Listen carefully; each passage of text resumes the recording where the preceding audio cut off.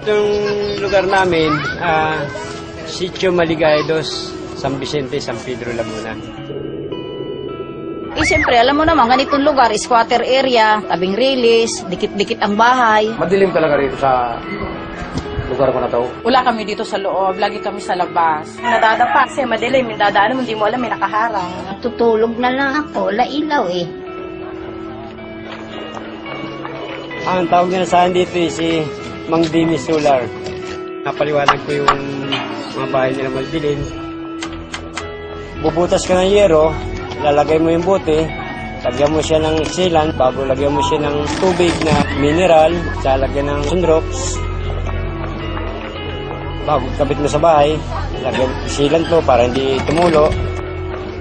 Ganun lang kasimple yun. Dating ganito, ito kadilim nung bago pagkapitan. Ngayon, nung kapitan ko na, ito na ang liwanag niya. Yan ang liwanag. Umili po ako kasi bote lang, tubig. Maliwanag na yung bahay mo. Bumaba yung ko, binayaran ko ngayon. Simula nung makabitan ako dito. At saka itong solar bottle bulb na to, hindi mainit. Dahil sa buti na yan, sa solar na buti na yan, gumanda ang araw namin. Ang nalagyan na namin ito ay bali 643. Gusto nga namin tuloy-tuloy para marami nga matulungan mga tao rin na yung maliwanagan mga bahay nila madidilim. Parang katulad na rin ng bumbilya.